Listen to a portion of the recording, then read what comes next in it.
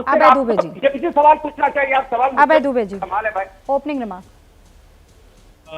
रूबिका जी, ये इससे ज्यादा गंभीर बात कोई नहीं हो सकती कि जब देश के महामहिम राष्ट्रपति जी जिस स्थान पर हो, देश के प्रधानमंत्री जी जिस स्थान पर हो, जी वहां पर किसी प्रांत की सरकार की इतनी गंभीर लापरवाही की इतने व्यापक स्तर पर हिंसा हो जाए, तो क्या जो गृह मंत्री की जिम्मेदारी संभाल रहे मंत्री, मुझे लगता है कि वो गृह मंत्री भी है वहां, उनको ये रिस्पॉन्सिबिलिटी को करना चाहिए। कितने सालों तक रूबिका लियाकत जी के साथ अभय दुबे या साथी पैनलिस्ट इस बात डिबेट करेंगे कि इसमें पीएफआई का। अक्टूबर 2020 सारे बड़े समाचार पत्र आपके चैनल सही क्या कह रहे हैं? Alleged PFI man got funding to stoke riots in Hathras says STF. फिर वो कहते हैं कि जो दिल्ली का दंगा हुआ, PFI raised from China involved in terror funding in Delhi. जितने बड़े अखबार उठाकर देखते हैं, solicitor general of India Tushar Mehta supreme court में 2021 में कहते हैं, जब सुप्रीम कोर्ट पूछती है कि क्या स्टेटस है पीएफआई का, तो उन्होंने कहा साहब उसको बैन करने की प्रक्रियाधीन है प्रकरण केंद्रीय गृह मंत्रालय में। जब उत्तर प्रदेश की सरकार 2020 से कहती कि हमने केंद्रीय गृह मंत्रालय को उसका प्रस्ताव भेज रखा है प्रतिबंधित करने का, अप्रैल अभी 18 अप्रैल को ट्वीट किया जाता है एनआई से कि गृह मंत्रालय का कहना है कि ऐसे किसी प्रस्ताव पर हम पीएफआई को बैन करने की चर्चा नहीं कर रहे हैं। क्यों नहीं कर रहे हैं बताइए देश को? क्योंकि कर्नाटका का चुनाव लड़ना है। कोस्टल कर्नाटका में पीएफआई का जो पॉलिटिकल ऑर्गेनाइजेशन है एसडीपीआई, वो अधिक वोट सिक्योर करने लगा है, इसलिए आप प्रतिबंधित नहीं करना चाहते और देश की टेलीविजन पर सिर्फ डिबेट कराएंगे कि पीएफआई का हाथरस में भी हाथ है, पीएफआई का दिल्ली दंगे में भी हाथ है, पीएफआई का कानपुर में भी हाथ है। फिर किसने हाथ बांध रखे हैं आपकी सरकार के? प्रतिबंध क्यों नहीं लगाते आप? तो सिर्फ देश को सांप्रदायिक उन्माद की आग में झोंके रखना चाहते हैं आप, ताकि समूचा विश्व इस बात का हम उसकी निंदा करते हैं, चाहे वो इस्लामिक संगठनों के देशों ने कहा हो या अमेरिका। सुनिए ना, अमेरिका ने अभी रिपोर्ट अगर जारी की है, ब्लिंकन ने, जो यूएस स्टेट डिपार्टमेंट ने, भारत की धार्मिक आजादी को लेकर, हम लेकिन देश की सरकार को विचार तो करना चाहिए कि अपनी नाकामी को छुपाने के लिए कितने दिन तक ये स्वांग करेंगे आप आज बताकर जाएं अगर भारतीय जनता पार्टी के प्रतिनिधियों की पीएफआई को कल बैन प्रतिबंधित करेंगे कि नहीं करेंगे? अभय जी, अब मैं, जब आप ये बातें कह रहे थे और मैं 100% आपके साथ थी कि सरकार काहे चुप बैठी है। पीएफआई का अगर हर दंगे में नाम आ रहा है, हर दूसरे दंगे, दूसरे नहीं, ऑलमोस्ट हर दंगे में पीएफआई का नाम आ रहा है, लेकिन उसे बैन नहीं किया जा रहा है।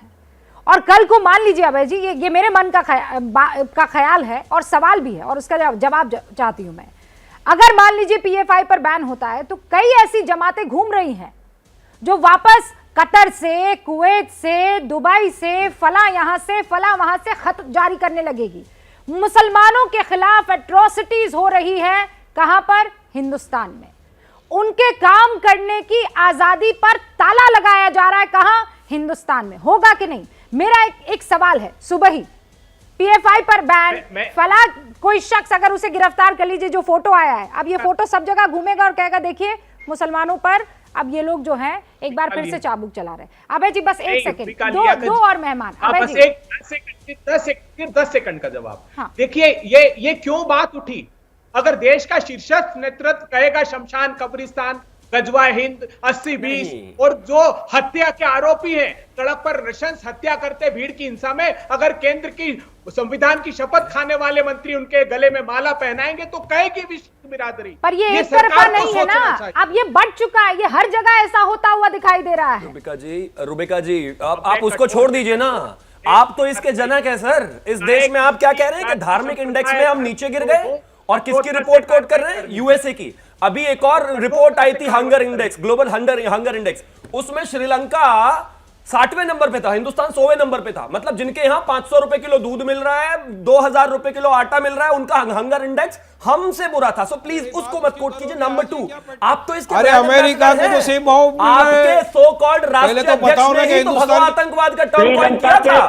आप ही तो थे जब आप सरकार में थे, आप तो इसके ब्रांड एम्बेसडर थे। हिंदुओं को गाली देना हो, भगवा को आतंकवादी बताना हो, और न जाने क्या क्या, न जाने क्या क्या। बीजेपी की वजह से आज मोदी की आप क्या कर रहे हैं? इस देश के प्रधानमंत्री तो अब भी कहते हैं कि सबका साथ, सबका विकास, सबका विश्वास। आप तो वो लोग हैं जो minorities have the first right वाले लोग बातें करते थे, प्रधानमंत्री कहते थे ऐसा। के अंदर एक तो प्लीज आप तो कहीं स्टैंड ही नहीं करते हैं इसी इक्वालिटी की बात करने किया पहले। वारिस साहब, मैं तो आपकी उस बात को पसंद कर रही थी कि हमें कहां से किसी मुस्लिम कंट्री के सर्टिफिकेट की जरूरत है। हम हिंदुस्तान के मुसलमान काफी हैं। और सच बात तो यह है कि यही कतर, यही कुवैत क्या हिंदुस्तान के मुसलमान को कभी जो है वो फेवर करने आएगा? वो इस्लाम को फेवर करना अलग बात है और हिंदुस्तानी मुसलमान को फेवर करना, ये दोनों बहुत अलग चीजें हैं। और वारिस साहब ये आप बहुत अच्छे से जानते हैं। बिल्कुल रुबिका जी, हिंदुस्तानी मुसलमान पिछले 10 दिन से संविधान के दायरे में रहकर अपनी बात को रख रहा है कि उसको अरेस्ट किया जाए। जिसने हमारे हुजूर पाक सल्लल्लाहु अलैहि वसल्लम की शान में गुस्ताखी की, उसको अरेस्ट किया जाए। क्यों नहीं किया गया?